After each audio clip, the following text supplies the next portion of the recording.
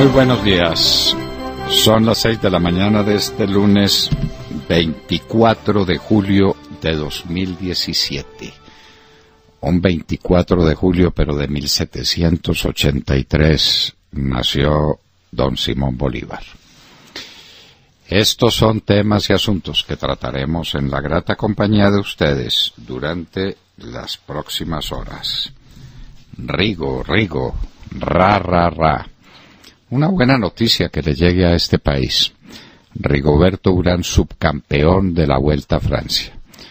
Fue un verdadero titán, en un equipo más que modesto, prácticamente sin equipo, él solo, subcampeón de la Vuelta a Francia. Lo que no logran los franceses, lo que no logran los alemanes, lo que no logran los italianos, los grandes ciclistas del mundo, lo logra un muchacho de Urrao, Antioquia. Eso nos tiene que llenar de satisfacción, de alegría, de orgullo. Listas abiertas para estas próximas elecciones, así como quien no quiere la cosa y la cosa queriendo, nos metieron el gol. Fue por ese tema por el que dije alguna vez que la gente se preguntaría qué estaban fumando esos señores cuando escribieron eso. Pues todos los partidos quieren irse por lista abierta por una razón elemental, porque no hay partidos, porque no hay disciplina, porque no hay orden interno, porque no hay mecanismos para elegir los candidatos al Congreso. Entonces, que la gente verá cómo se apaña, y que cada congresista salga por su tierra, por sus feudos, por alguna cosa, a conseguir unos cuantos votos para ganarle al vecino, para ganarle al otro del partido. El Centro Democrático tiene un faro de luz, tiene un punto de referencia, tiene un líder incuestionable, que es Álvaro Uribe Vélez. Los demás no tienen nada. Entonces son simplemente una pequeña diáspora de intereses limitados, y aquí no hay política, aquí no hay nada. Listas abiertas para las próximas elecciones. Les explicaremos bien de qué se trata. ¿Por qué baja el dólar? Aquí siguen diciendo algunos que es que el dólar está en la estratosfera. El dólar está baratísimo. Si ustedes hacen una referencia del dólar en el año 2002 y lo traen a valor presente a través de la inflación, el dólar debería estar por lo menos a 5,000 pesos. Por lo menos. Y está a 3,000. Esa es la verdad. Ah, no, pero es que el dólar, el precio inmenso del dólar, pero es que estaba a 1,800 y subió a 3,000 y en 3,000 se quedó. ¿Y por qué se quedó en 3,000? Porque hay muchos. ¿Y por qué hay muchos? Porque aquí en este país no maneja la economía el Banco de la República. La manejan los narcotraficantes y los contrabandistas y los que exportan oro clandestinamente. La economía de este país la manejan los bandidos. La economía sumergida decide qué le pasa a la economía que trata de salir a flote, que trata de dejarse ver. Ojo a la crisis de la cartera bancaria. Lo hemos dicho muchas veces. Lo hemos repetido. Ya salen crónicas sobre lo que la gente tiene que hacer, las maromas que tiene que hacer con sus tarjetas de crédito para no quedarse vencido y para que no le cobren intereses del 32%. Entonces, ¿cómo tapan unos huecos con otros huecos? Hasta que eso reviente. Y revienta la cartera de consumo y revienta toda la cartera porque estamos en crisis y no lo hemos notado. Por eso hemos dicho en nuestro artículo, el que saldrá hoy en unas horas o en unos minutos en las dos orillas, que la situación de Colombia es peor que la de Venezuela. Porque en Venezuela ya descubrieron lo que les estaba pasando. Porque están en plan de lucha, porque protestan, porque el mundo internacional los respalda. Venezuela está en la calle defendiéndose. A Colombia le hicieron la cirugía sin que se dieran cuenta. Ya notaron cómo era la cosa en países con Venezuela y resolvieron hacerla así, con el nombre de la paz y con el apoyo del Papa y de los obispos, para que no nos diéramos cuenta. Nos llevaron a una nación arruinada narcoterrorista, marxista-leninista, y no nos hemos dado cuenta. La erradicación de cultivos, las imágenes que vimos en el Guaviare, donde una turba enardecida se va encima de un pobre policía, es la imagen que se verá en todas partes. Esto se lo llevó el diablo.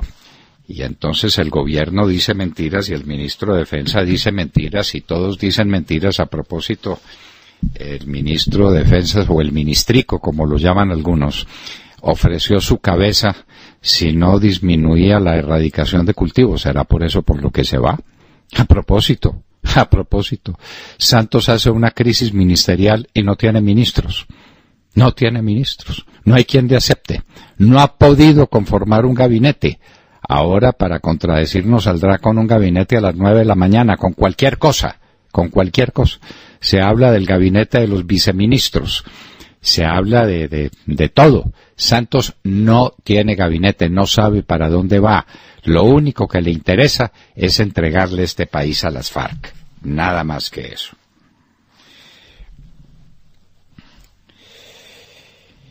¿Quién protege al suboficial corrupto que le hizo juego a la revista Semana contra el coronel Mejía Gutiérrez? Porque sale Adam Isaacson a contradecir a Plinio Apuleyo Mendoza y dice que él no, en absoluto, que él no ha protegido a ese hombre. Pero resulta que ese hombre, un suboficial del ejército, pues todos sabemos cuál es el sueldo de un suboficial del ejército, no nos lo tienen que contar, está viviendo en los Estados Unidos. ¿Por cuenta de quién? ¿Quién se lo llevó para allá? ¿Quién lo mantiene? ¿Qué clase de refugiado es un bandido que se robaba las armas del batallón La Popa y que fue sorprendido por el coronel Mejía Gutiérrez? Y ahora es el testigo contra el coronel Mejía Gutiérrez, porque ese es el destino de los oficiales del Ejército de Colombia, de los que combatieron por el país, de los que nos dieron la paz de verdad, de los que respaldaron las instituciones, de los que se hicieron matar por Colombia. Ese es el triste destino que tienen. Salen los bandidos presos políticos de la cárcel. Se van a aligerar las cosas esta semana para que salgan todos, porque las FARC le están reclamando a Santos y porque Santrich hizo huelga de hambre. Santos está consternado. Que suelten todos esos bandidos, que los manden para la cárcel. Son presos políticos. ¿Cómo no presos políticos? Asesinos, secuestradores, violadores de niñas, terroristas, narcotraficantes. Eso es lo que estamos soltando de la cárcel. La es de la sociedad colombiana, dirán los demás presos. Y yo que apenas he delinquido, yo que no tengo sino un muerto a cuestas, o que cometí un delito de estafa, o que dejé en abandono mi hogar, y mire lo que me está pasando. Años de cárcel, mientras que estos sinvergüenzas, estos bandidos, cuyo prontuario yo sí me sé de memoria, porque entre los presos no hay secretos, estos salen libres a vivir felices. ¿Y esto cómo es? La sociedad colombiana tiene ahí un problema y tiene una contradicción enorme. Soltar de la cárcel a los bandidos más bandidos para dejar la cárcel llenas de bandidos que no son tan bandidos. Esos son los milagros de la paz.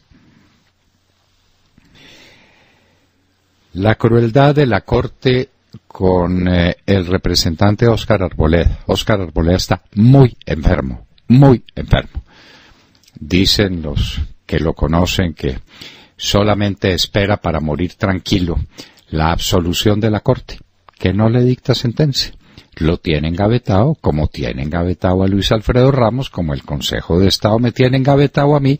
Esa es la pena nueva de esta justicia colombiana que no produce sino pesar en las altas cortes. Hay buenos magistrados que se dejan imponer el ritmo y la orientación de los magistrados que le están haciendo el camino a esta paz de entrega a las FARC. Lo de Óscar Arboleda no tiene nombre. Lo de Luis Alfredo Ramos tampoco. Dice que lo resolvían ahora a comienzos del mes de julio. Vamos para agosto. Y entonces ahora la disculpa es que su abogado Moreno fue sorprendido haciendo no sé cuántas travesuras por allá en la Argentina y muy bien. Entonces eso es el argumento para dejar a Luis Alfredo Ramos engavetado, como tienen engavetado a un hombre esencialmente bueno, limpio, transparente, que se llama Óscar Arboleda. Secuestrado exalcalde de Toledo en norte de Santander. Es el ELN haciendo más méritos. 240 desplazados, dice la ONU. Esa pues esa es la última recetica. 240 desplazados. Los 3 años de desaceleración de la economía. La economía está cumpliendo 3 años de desaceleración. Ese fue un término que se inventó Gorbachev en la perestroika, ni se han leído ningún libro. Pero 3 años de desaceleración, de empobrecimiento, de falta de oportunidades, de desempleo juvenil el más alto de América, de crecimiento increíblemente bajo. Nos están ocultando el crecimiento del segundo trimestre, que es que la cifra no la dan sino en agosto, pero ya la saben de sobra. No logramos crecer al 1%. ¡Ja! Pero lo que viene es la maravilla.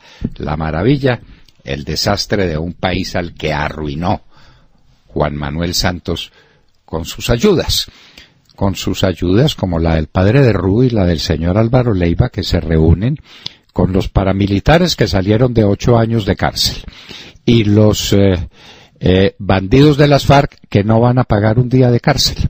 Los de las FARC les van a decir: ustedes cómo fueron de majaderos, ¿para qué fueron a entregar las armas? Eso es echando bala.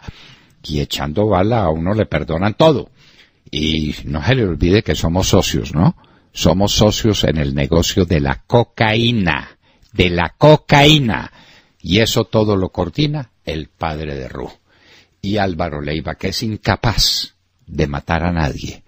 Pero él dice a quién hay que matar, ¿no? ¿Es así la distribución de asuntos y oficios dentro de las FARC? Macron viaja a la realidad. El presidente de Francia ha perdido 10 puntos de favorabilidad desde que se posesionó, de 64 a 54. Es que la austeridad no tiene muchos partidarios. Está tratando de hacer una política seria y eso no es fácil en alguien que no tiene partido político real que lo respalde, ni una política clara para el porvenir. Paro de 48 horas en Venezuela. Como decíamos, la situación de Venezuela es negra. Ya Maduro anunció cárcel para los 33 miembros del Tribunal Supremo de Justicia. Cárcel para todos, uno detrás de otro. Pero Venezuela está en la calle. Venezuela protesta. Venezuela tiene el favor internacional. A Colombia le ha pasado todo esto. Tiene una Corte Constitucional igual o peor que el Tribunal Supremo de Justicia de Venezuela. Un Congreso entregado. Unos medios de comunicación en manos del tirano. Lo tiene todo. El país está en manos de las FARC, solo que no protesta. En Venezuela sí. Explosión en Kabul, Afganistán. 24 muertos, 42 heridos. Nuevos choques en Jerusalén. 8 muertos y el gobierno de Israel dice que mantendrá los dispositivos para impedir el ingreso de armas de fuego. En el Monte Sacro mataron 3 policías y el gobierno de Israel no va a permitir que le maten más. Pero hay revuelta. Ayer hubo 8 muertos. Sin nave Elena van a dragar 3 sectores críticos en el río Magdalena. Eso es maravilloso. No hay, pero tranquilos, que como no hay ministro de transporte, porque no hay ministro de nada, porque no hay gobierno, aquí gobiernan las FARC. Esa es la verdad. Dice que van a hacer 3 dragados en el río Magdalena. ¿En dónde? Controlado el incendio de Yosemite en los Estados Unidos, las gentes vuelven a sus hogares. Terrible hallazgo en San Antonio, Texas. Un camión con 9 cadáveres y 28 heridos. Una cosa pavorosa, como apenas puede pasar en México en los peores momentos de la violencia narcotraficante. Y hoy en la historia, ya se los dijimos en un día como hoy, 24 de julio, nació Simón Bolívar en la ciudad de Caracas, en la familia más aristocrática, más rica, más saliente de Venezuela, la familia Bolívar Palacio. De todo esto y de mucho más hablaremos con ustedes en las próximas horas desde aquí, desde la hora de la verdad. Recuerden ustedes que desde ya los invitamos a que sigan nuestra señal en alta calidad por internet a través de Wind Radio o de TuneIn escribiendo La Hora de la Verdad. Lo mismo a que nos sintonicen a través de los distintos diales en Colombia, 710 AM en Medellín, 1200 AM en Cali y 970 AM en Bogotá de Radio Red de RCN. Doctor Londoño, compañeros y oyentes, muy buenos días. Terminó el Tour de Francia, la versión 104. Igual que en los últimos 3 años, Colombia estuvo presente en el podio. Este año quien lo logró fue Rigoberto Urán. Este ciclista colombiano, nacido en Urrao, Antioquia y perteneciente al equipo Cannondale, que desde comienzo del año su director dijo que Rigoberto se dedicaría esta temporada a ganar etapas. No solo ganó la etapa reina del Tour, sino que terminó segundo en la general y sin mucha ayuda de sus gregarios. Razón tenía el campeón Chris Froome en decir que Rigoberto era el rival más peligroso a vencer en la contrarreloj del sábado, donde logró superar al francés Romain Bardet y ascender al segundo lugar de la general, a pesar del percance que tuvo el colombiano en una curva al final del recorrido. Urán, con 30 años, corría su cuarto Tour de Francia. En su primera presentación en el 2009 terminó de 52, luego en 2011 fue 24 y en el 2015 concluyó de 42. Justo segundo lugar en la ronda gala ayer, donde terminó a 54 segundos del campeón Chris Froome, quien logró su cuarto título en la carrera francesa. Nairo Quintana, a pesar de no poder estar al 100% por su participación este año en el Giro de Italia, terminó en un honroso puesto 12 y prometió volver el año entrante por la revancha, porque como dijo el nacido en Boyacá, abro comillas, no se deja de cosechar porque una siembra no salió, cierro comillas. 7 colombianos corrieron el Tour y los 7 llegaron a París ayer. Cada uno en su papel dejó muy en alto el nombre de Colombia. ¡Que viva el ciclismo colombiano! Gracias Rigo, Nairo, Carlos Betancourt, Darwin Atapuma, Harlinson, Sergio Luis y Chavito. Ustedes nos hacen sentir orgullosos de ser colombianos. Aplausos para nuestros ciclistas colombianos. Unos jóvenes colombianos, jovencitos colombianos, nos traen en una situación de exaltación, o nos tienen en una situación de exaltación y de orgullo. Este pueblo es capaz de grandes cosas. No necesita sino líderes capaces de conducirlo. Nada más que eso. Este país está lleno de rigos, de gente luchadora, valiente, triunfadora, de primera condición. Pero lo dejan postrar en manos de estos bandidos, en manos del narcotráfico. No hay quien dirija a Colombia desde el año 2010. ¡Qué dolor! Pero qué alegría saber que quedan en Colombia, que son los que constituyen mayoría, inmensa mayoría de colombianos. En cada colombiano hay un Rigoberto Urán y un Nairo Quintana, gente luchadora, esforzada, capaz, triunfadora. William Calderón. Doctor Londoño, buenos días Colombia, gracias por invitarnos a sus hogares y a sus vehículos. Hoy es lunes 24 de julio del año 17, cuando faltan 383 días para que termine el más corrupto gobierno en la historia de Colombia. Son las 6:25 de la mañana. Mientras para el profesor Eduardo Mackenzie, la nueva arquitectura institucional colombiana está lista, ha sido pensada y perfeccionada muy cuidadosamente por los narcoterroristas de las FARC y su presidente bolivariano, el comandante Santiago, bajo el control de Cuba. Maridaje totalitario, derribado legalmente por los colombianos el 2 de octubre de 2016, pero que inexplicablemente fue negociado, como lo denunció en su nota editorial el 3 de octubre del 16, por el director de la Hora de la Verdad, Fernando Londoño Hoyos. Ahora, Alejandro Ordóñez propone una coalición opositora al gobierno y un candidato presidencial único. Para el exministro Fernando Londoño Hoyos, en su última columna, para Las Dos Orillas, se hace una profilaxis de la situación de Colombia frente a Venezuela, dejando muy en claro que en Colombia estamos peor, cuando ya nos pusieron a crecer al 1%. Para Carlos Alberto Montaner, Juanpa se juega su última partida de póker con Raúl Castro. Luis Alfredo Ramos Botero, en reportaje a La Razón de Madrid, se declara perseguido político. Por las tornas liberales, las cosas están peor que nunca. Vivian Morales se proclama candidata independiente. Sofía Gaviria se revela. Humberto de la Calle en el asfalto de las firmas. La izquierda vuelta a añicos. Petro acude al pueblo. Clara López con su propio nicho. Piedad Córdoba promueve reuniones desde su galpón de la 26 con séptima con el Contralor Maya y el secuestrariado de las FARC, los mismos que asesinaron a la cacica. 17 dirigentes liberales se reúnen a buscar nuevas oportunidades. El partido de la U se disuelve y propone al aptoso ministro del Agro, Minchi Rinchi, como su director único. El mermelado Partido Conservador, el de Fincho, enfrentado al expresidente Pastrana.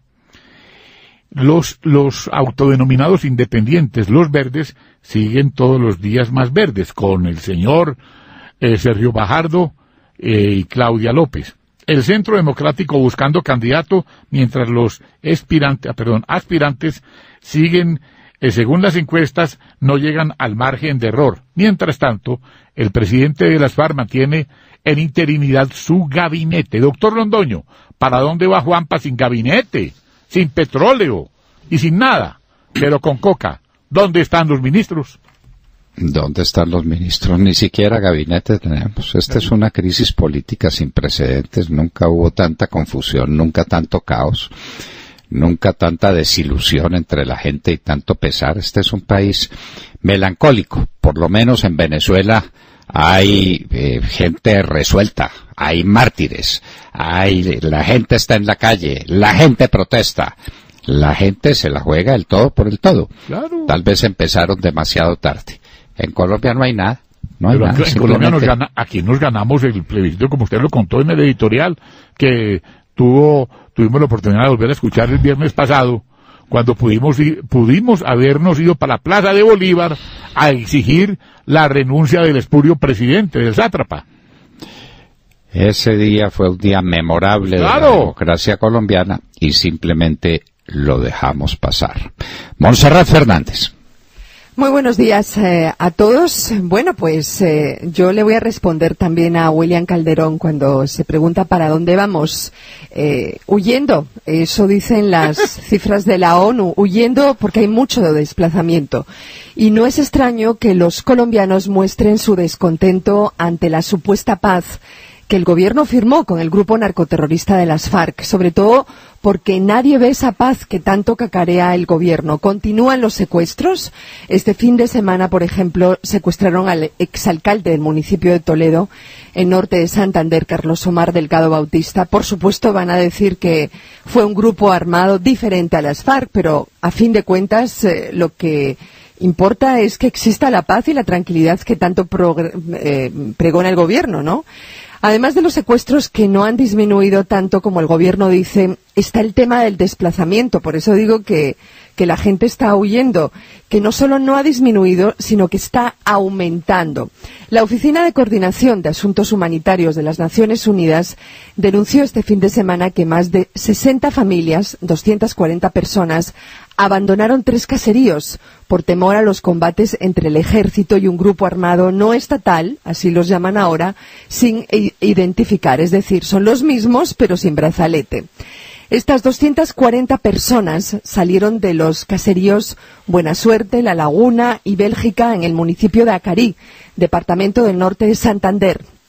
Pero la ONU señaló que el miércoles pasado la Personería Municipal y la Defensoría del Pueblo Regional Ocaña conformaron una misión de verificación que permitió evidenciar la persistencia de la confrontación armada. Pero este desplazamiento en concreto no es el único. En el Día Mundial de los Refugiados, ACNUR reveló que solo entre enero y mayo, fíjense bien, enero y mayo del 2017 en Colombia se registraron 42 desplazamientos masivos. Hablamos de más de 7.371 personas que tuvieron que huir de sus territorios, mientras el gobierno dice en el exterior, con paloma en la solapa, que llegó la paz y la tranquilidad a Colombia. Los desplazamientos aumentaron vertiginosamente desde el 2016. Dice ACNUR que hay más desplazamiento en zonas como el Pacífico, habla de la frontera con Venezuela, Nariño, Valle del Cauca, Catatumbo, Arauca, es decir, todo el país si se descuidan. Pero dice ACNUR, y yo no sé si esto es un chiste, que están esperanzados con que el posconflicto baje el número de desplazados en el futuro próximo. Hablemos claro de una vez por todas. ¿Qué está produciendo este aumento en el desplazamiento? ¿No es precisamente ese posconflicto el responsable o este mal manejo del posconflicto que hace el gobierno? Le entregaron el país a los bandidos, que son los que siembran la coca y producen la cocaína y venden la cocaína. El país está en manos de ellos. Eso es lo que llaman el posconflicto. Y se los entregaron íntegro y el gobierno no es capaz de reaccionar.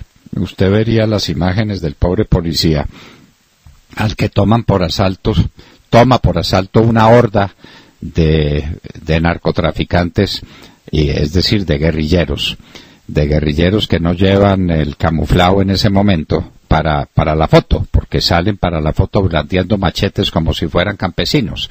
Ese es el país. Y usted citó cuáles son las zonas del país de desplazamiento. Montserrat, son exactamente las zonas de la coca.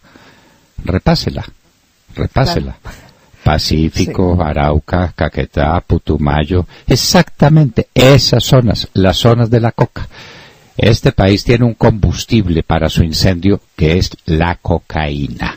La cocaína que está protegiendo este gobierno, no son capaces de erradicar un palo y entonces ahora pues crisis ministerial y no tenemos gabinete.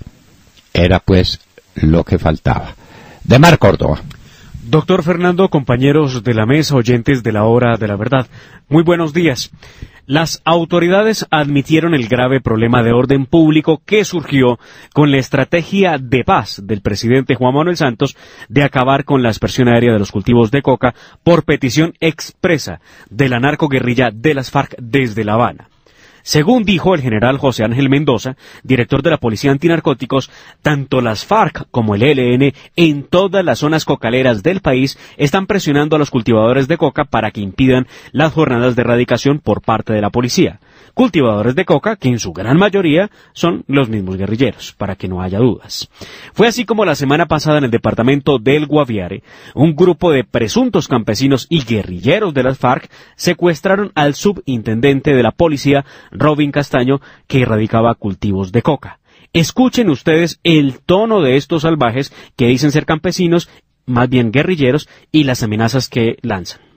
Los campesinos de acá de la vereda de Danubio en estos momentos nos tocó irnos a vías de hecho y en estos momentos tenemos un policía capturado que estaban arrancando cultivos de coca. Entonces la idea del campesino no dejar arrancar ni una mata de coca y esperamos en estos momentos una comisión del alto gobierno que no pase como la vez pasada que cogimos, hubo una vía de hecho con los soldados y no sucedió nada. Entonces esperamos es una respuesta del Estado que nos están incumpliendo con los acuerdos. Sí, lo vamos a tener lo máximo hasta que nos solucionen algo. Y si no, pues no, al hueco. ¿Cuál es la exigencia? ¿Que levanten la tropa de la vereda? Sí, todo, que no queremos ver a nadie por acá.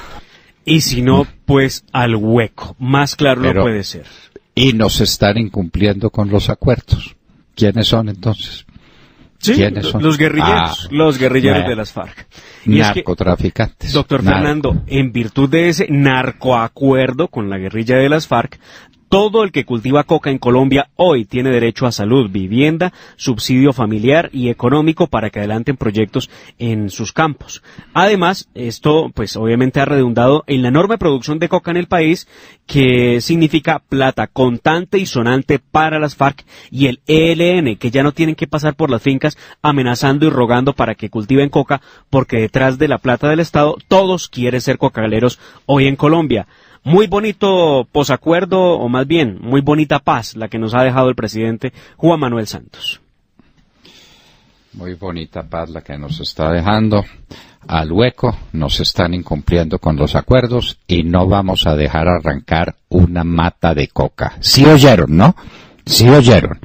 Y esto no lo tomamos nosotros, ni es grabado por nosotros. Esto viene por los medios de comunicación que tapan, porque ese es su designio. Para eso tienen pauta publicitaria. Doctor, ¿recuerda lo que sucedió en Tumaco y las advertencias que se hicieron? Sí, claro. Dijimos, pero habrá miles de Tumacos en Colombia. Ahí hay otro Tumaco. Otro Tumaco y hay Tumacos por todas partes. Esto es un mar de coca. Vanessa Araujo. Doctor Fernando, compañeros de la mesa y queridos oyentes, muy buenos días. Cuenta regresiva esta semana en Venezuela. La oposición tiene 6 días para intentar frenar las elecciones de los miembros de la Constituyente, cuya instalación es considerada delito que pondrá fin a la forma republicana del Estado venezolano y terminará de establecer el autoritarismo chavista en el poder. Por eso la oposición se juega el todo por el todo. El viernes habrá una gran marcha en Caracas y miércoles y jueves se realizará una huelga general respaldada por las principales organizaciones sindicales del país. Freddy Guevara, el vicepresidente de la Asamblea Nacional, ha llamado a todos los venezolanos a concentrarse en Caracas para presionar la caída de la dictadura. Viene una semana decisiva y pese a lo que pase, que toda Venezuela se levante y no se deje de levantar hasta que aquí vuelva la democracia. Huelga general y calle sin retorno, clamó el líder de la oposición, quien pidió a los venezolanos no tener miedo en este punto sin retorno.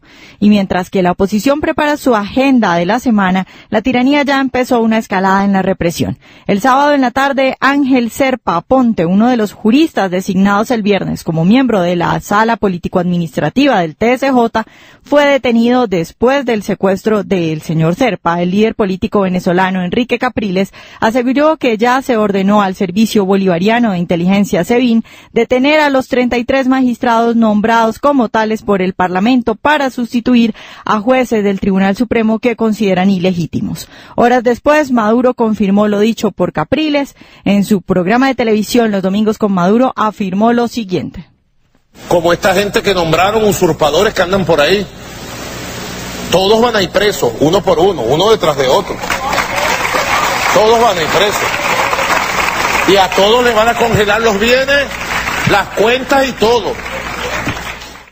Así las cosas, para hoy se esperan nuevas capturas a los miembros del TSJ nombrados el pasado viernes por la Asamblea Nacional. Además, el domingo pasado, el ministro de Defensa, Vladimir Padrino López, advirtió que las protestas en centros electorales convocadas hoy por la MUD son una provocación de impredecibles consecuencias. Entonces, a partir de hoy hasta el próximo domingo, Venezuela entró en una cuenta regresiva para evitar la constituyente. Además de la presión interna, Venezuela y el mundo entero está a la expectativa de la decisión que tome Estados Unidos, ya que si las sanciones anunciadas incluyen el freno a las importaciones de petróleo desde Venezuela, el golpe para la tiranía será mortal. Semana difícil para los venezolanos, pero están fuertes en ánimos y llenos de valentía. Veremos qué pasa, porque podrían ser los últimos días de Maduro en el poder. A propósito, Trump dejó de hablar de ese tema, ¿no? Que es el tema obvio. Si los Estados Unidos no le compran el petróleo a PDVSA, se acabó el carbón. Ay, sí que se le acaba el tonito agresivo a Nicolás Maduro. Bueno, allá en Venezuela, los magistrados del Tribunal Supremo de Justicia se hacen meter a la cárcel. Los de aquí disfrutan de las mieles del poder y de las invitaciones personales de Santos a su casa. Aquí se entregaron, allá por lo menos están en pie de lucha. Por lo menos eso. En Colombia, ni eso.